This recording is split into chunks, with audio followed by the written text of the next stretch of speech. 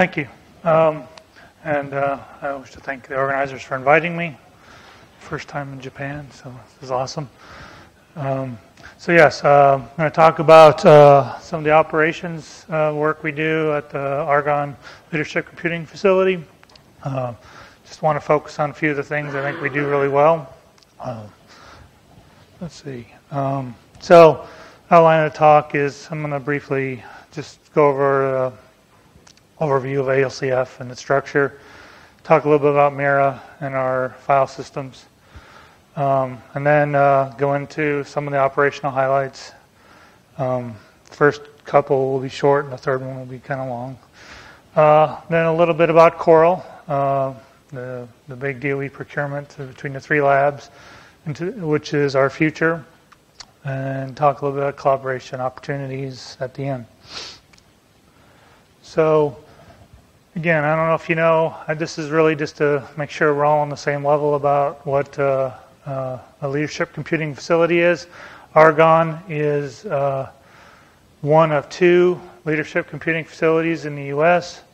They are intended to deploy two diverse high-performance computing architectures that are 10 to 100 times more powerful than other systems typically available in the U.S. And the other part that goes with this is the intent is that these machines will generally be running capability jobs most of the time. Capability jobs being quarter to 50% of the machine. So, for instance, with us, we run jobs that run on a third of Mira. So that's 16 cabinets of Mira or 16,000 nodes. We generally run at least a third of our jobs are running on that size of the machine, if not more. And we generally have jobs that use 2/3 of all the machines as well. So this is not so much because I want to talk about org charts, but I wanted to say the Argonne Leadership Computing Facility is split up into basically three groups. There's mine, operations, user experience, and science. And then we also have the project director who's working on the Coral stuff and to bring in the next machine who I'm working with closely. But the reason I show this is I'm going to talk about what we call operations. I'm not going to be talking about our user experience or our performance engineers who work with the users on optimizing codes or how we help users. I'm going to focus on what we consider operations for the ALCF. And by that, again, you probably can't read it, but my team for operations is split into 4 sub-teams. I have a systems and networking team. These are the guys who run Mira and also do all our networking, and a couple of qualified electrical engineers in the bunch as well, which are very useful. I have a storage team. These guys work on all our file systems and our archives and replacing the hardware and the disks. I have an infrastructure team which serves all of our servers and databases and other things around all the big hardware.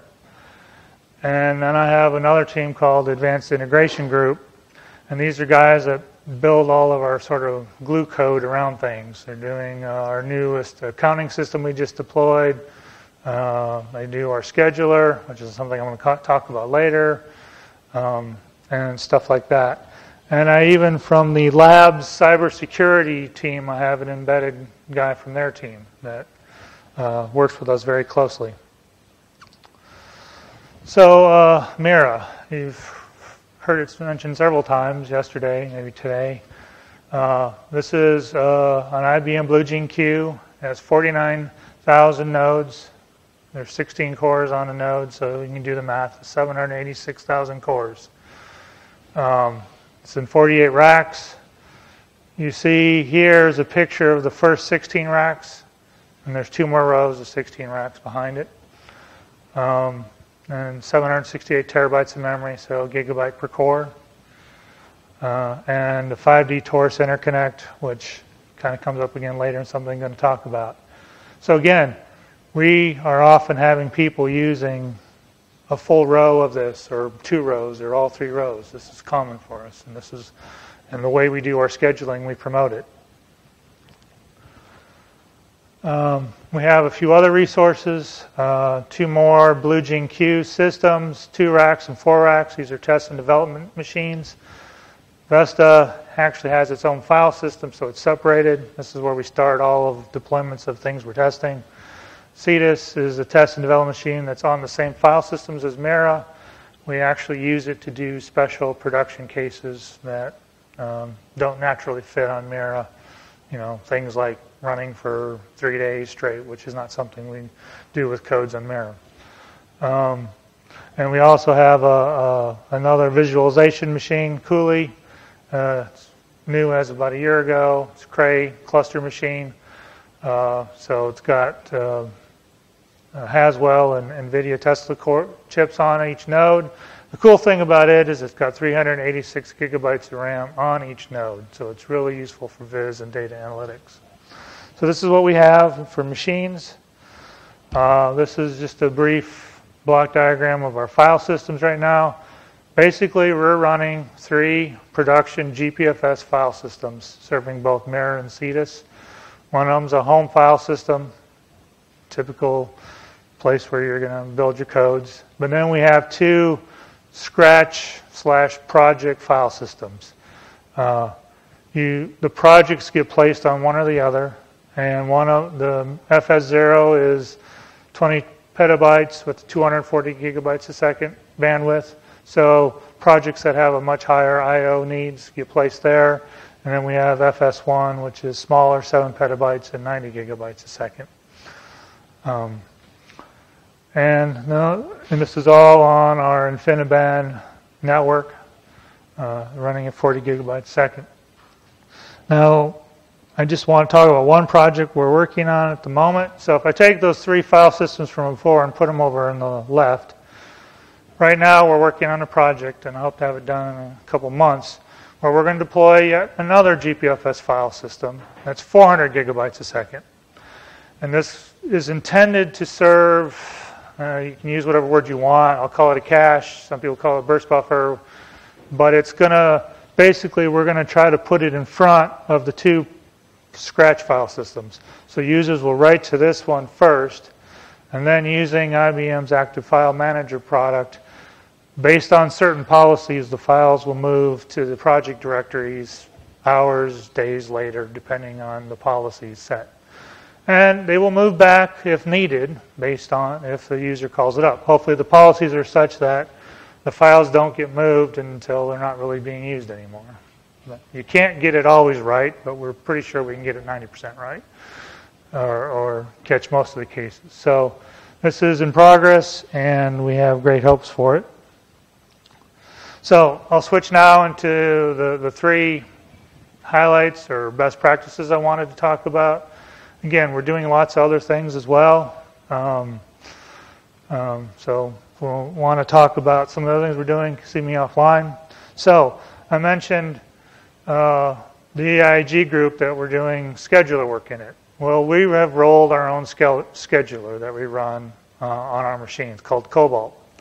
Now, this was originally a project within Argonne's Mathematics and Computer Science division, and we basically adopted the resource management component. So the ALCF took this several years ago and adopted it and made it the scheduler we use on the Blue Jeans.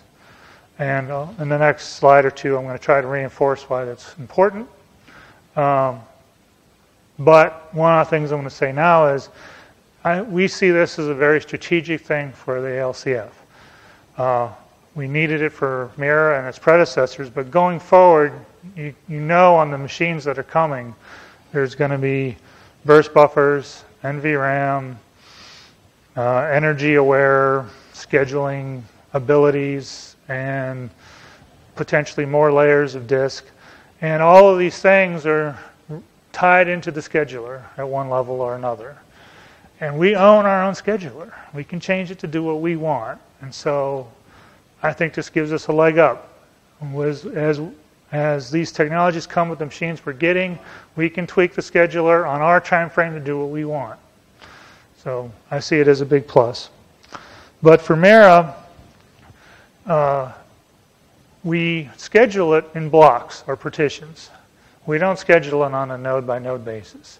In fact, we have a whole bunch of predefined partitions of various sizes. So the sizes here on the left and the number of partitions of those sizes are available on the machine and on the right. These are how you get the machine, and you can see the smallest one is 512. So the smallest you can run on Mira is a block size of 512 nodes, 16 cores each node. That's your smallest job size on Mira. Most sites you can get a node. Here you get 512 with 16 cores each, so it's different. Now, some people use, campaigns or do lots of things split up within these partitions, but it still takes a little bit extra effort to do that on Mira. But when you are scheduling machines in these kinds of blocks, your scheduling takes on a different algorithm than you would do if you're just assigning nodes at a random thing that are available all over the machine. So you have to do different, you basically have to take a different strategy with your scheduling to do this and do it efficiently. We schedule in these big, large blocks, and we've still managed over the last year to get 89% utilization on the machine. So we're doing a pretty good job. This over here, in case you care, is the 5D dimensions for each of these sizes of the nodes. But again, we're typically running jobs of these sizes, the yellow and the purple. Just another thing on scheduling, we also try to make the queues reinforce and reinforce the leadership. I can't find the word. The capability scheduling we want to do on the machine. So you can see for jobs less than 4,000 nodes, you can only run up to 6 hours in general. We have a longer queue where you can get up to 12 hours, which again isn't long enough for some folks, but that's in a prod long queue. But prod long, because it's longer and it's small, we restrict it to only one row, only 16 cabinets of the 48.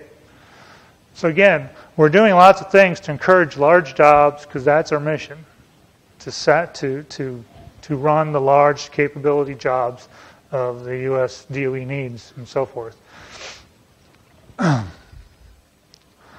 So this is, I don't know what you want to call it. We call it status.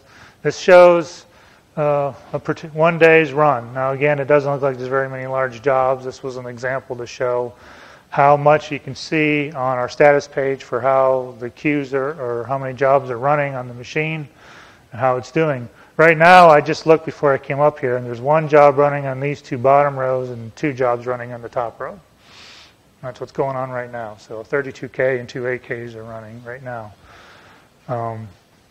And this is just one of the nice things we've done to interact with our scheduler so we can show what's running, what's queued, and what's reserved.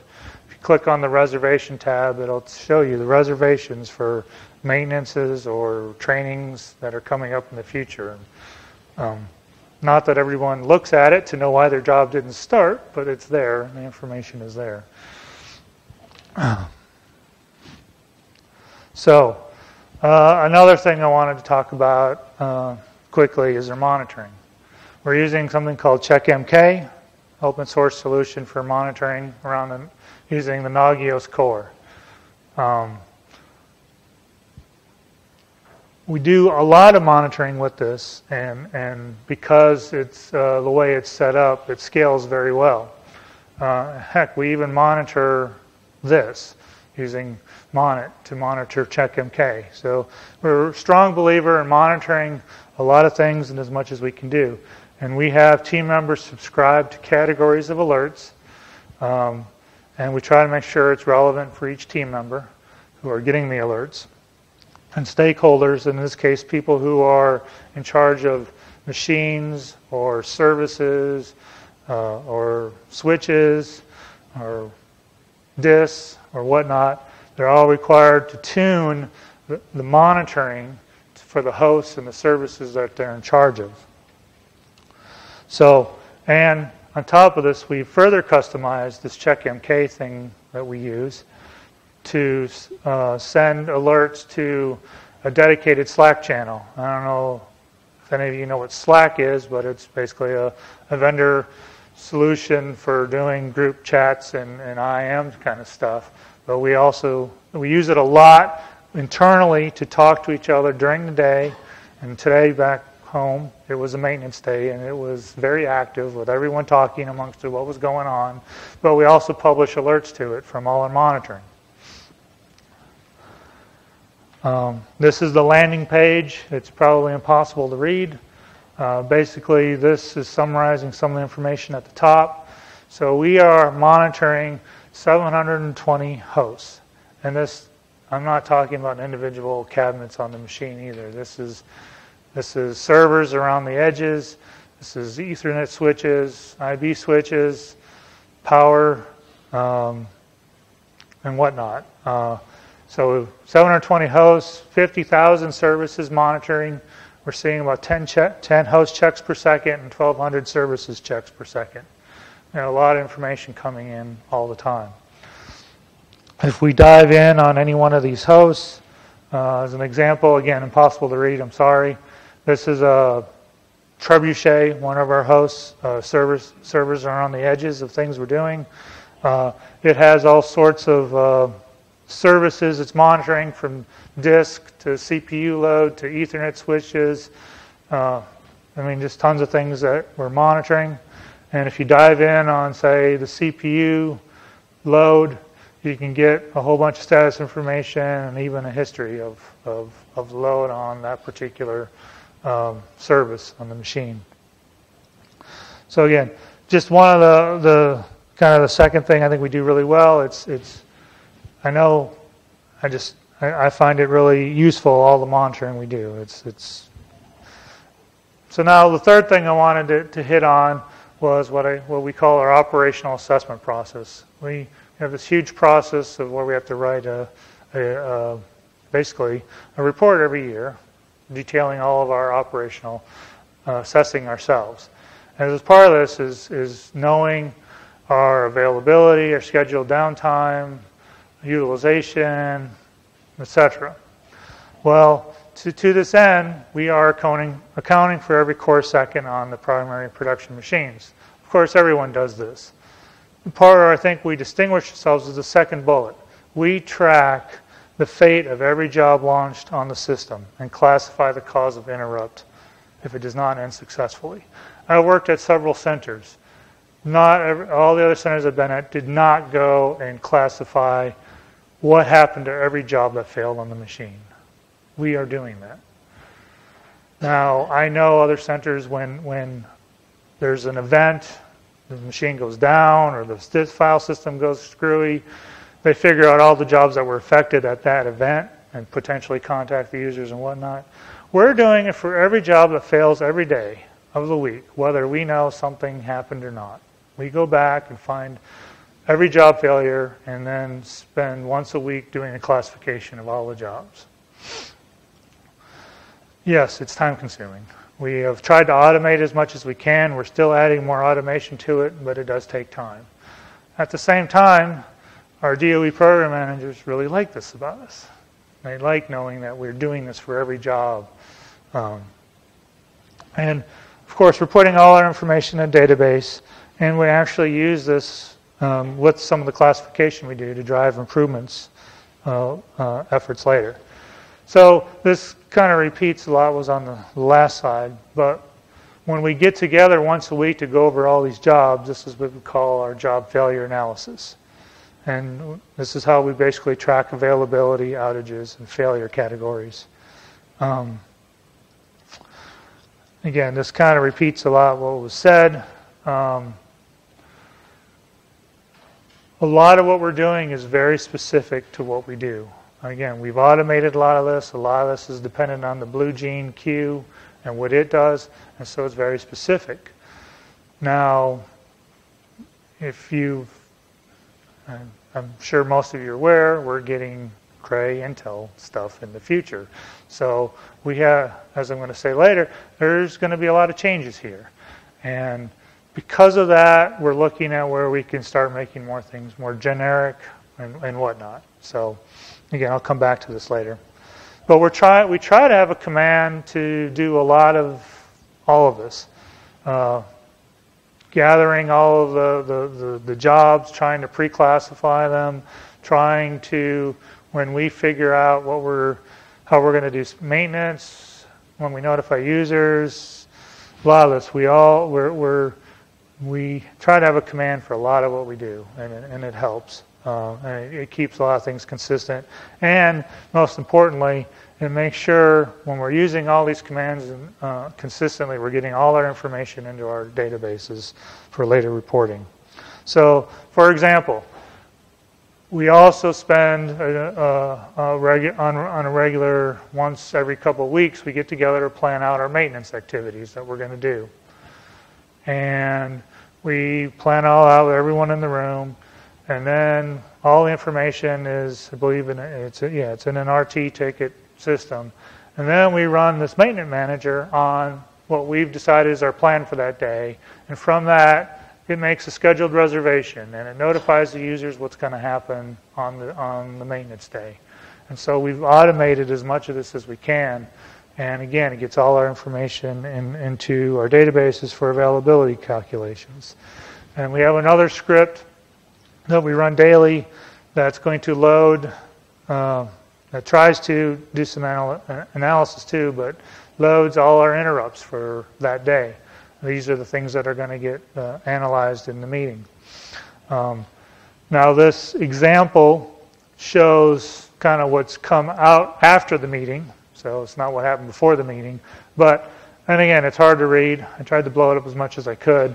First event, basically, after we had our meeting, we figured out the user killed this on their own. So this doesn't count against us. The user did it. They killed it. It's not our problem, not our fault. Next one, after the analysis, we figured out, oh, the node was bad. We need to replace the node hardware. So this is our fault. Counts against our availability. But again, we go through every failure on the machine. And when we do this, when we get together in that meeting, we have this web app where all of the interrupts are loaded in and listed. And this is usually, well, it's usually much longer than this, much longer. And it takes a while to get through it all. Now the pre-classification tries to group things together, and it loads all of the corresponding information it can gather, so you can just dive into one of these and look at output and files were created, and hopefully they haven't deleted the Cobalt output file, which a lot of them do. It makes it really hard to figure out what was going on, but it loads as much as you can, and everyone gets in the room, loads this up, and works on it together, and people share information while we're going through these. And yeah, again, time consuming. But while we're doing it, if we determine it's a system problem, we also classify what component was it that caused the issue. And again, why we do this is for later. When we're running reports, we can say, oh, these are the components that were causing the most trouble that week. And there was a time, for instance, when GPFS was 3 times higher than anything else causing issues causing user errors not user errors, causing issues that failed jobs. And because of that, we knew to focus on looking at it and fixed what was wrong. Of course, it doesn't tell you what was wrong, but we knew we needed to look at it. So we also have an incident timeline, again, trying to figure out when an incident starts and when it ends, especially if it's file system or something else that's difficult on the network. And then trying to figure out all the jobs that were impacted by it is always difficult. And so we have an incident timeline, and we can do lots of things with it, and we can drill down on various incidents and find information that helps us to drive our standard availability report. Fairly good week, but it still shows that The light green's good, it's available. The red's on schedule down. But this is only for some parts of the machine. Lost a few nodes, and we lost some of the availability of some parts of the machine. Anyways, I know I've touched on a lot in this particular thing, and this won't help. Doing the JFA process is complicated. We have lots of blue gene data and cobalt data, and we try to bring it all together kind of in the middle in this JFA web app, and it's confusing as I'll get out. But the best thing, one of the cool things, and one of my team members just loves to talk about this, so be careful if you're ever with him. He'll go on and on for about this. His machine time overlay, he likes to show this. X-axis is time, Y-axis is allocatable chunks on the machine, so 512 nodes. And basically, once you get used to looking at this, you can see how well things are scheduled and how well the machine's used. But it can also help point out things that might have happened. Like 2 jobs look like they were scheduled at the same time on the same part of the machine. It doesn't happen, but what happens is one job's end record doesn't get posted correctly and ends up being posted hours later, and it looks like you have an overlay, and it's something that has to be fixed in the database. So the few minutes I got left, I just want to talk a little about the Coral procurement. Again, this was to provide leadership computing capabilities for DOE Office of Science from 2018 to 2022. This was 3 labs that would be acquiring leadership computers in the same time frame. So Argonne, Oak Ridge National Lab, and Lawrence Livermore National Lab were the 3 partners. There was 1 RFP leading to 2 contracts. Turns out with IBM and Intel, and 3 procurement contracts. And to cut to the chase, Argonne is getting an Intel plus Cray solution, while Lawrence Livermore and Oak Ridge are getting IBM with NVIDIA. For us, this means we're getting a system called Aurora. Probably seen it in the news. Again, Intel's the prime, Cray's the integrator. It's going to be over 13x Mira's performance. Should be over 180 petaflops, 50,000 nodes, 7 petabytes of system memory. To help us get here, we're getting another Cray system this year, a few months down the road. It's going to be a Cray XC40 with Knight's Landing chips in it. It's only going to be 8.5 petaflops peak and 2,500 nodes. And to put this in an easy to digest, I hope, form, Mira is this column, Theta, the thing we're getting later this year, is this column, and Aurora is last. You can see quickly, comparing the machines, you can get a feel for the changes. In some sense, Theta is about the same computational power as Mira, and only 2,500 nodes, but of course it's 4 years later, so you'd hope that would be the case. But again, Aurora is going to be much faster than Mira, again, you'd hope, but roughly the same number of nodes. We're talking 49,000 to 50,000 nodes, so it's going to be about the same. Memory is over 10 times more, or roughly 10 times more. Power consumption goes up about 3 times. What I find interesting, though, is the square footage. Not that that matters too much, but Aurora, 50,000 nodes to Mira's 49,000, but it's twice as much space. So, but what it means for me, and I'm not even worried about the users yet, I'm just worried about if I can run it, is what changes, what doesn't. So, again, it's many core. Mira's 16 cores with 4 threads a core. Aurora is going to be 60, 70, I don't know how many cores, over 60. I don't remember the numbers. GPFS, we are going to put GPFS on Theta. We'll do some performance testing. We'll see if it becomes something we put on Aurora. We don't know. It's going to be MPI and OpenMP again, and we're going to be porting the Cobalt scheduler. What's different, we're going from a Taurus network to a Dragonfly. The RAS system is different. We're going to get a Lustre file system with Theta for sure.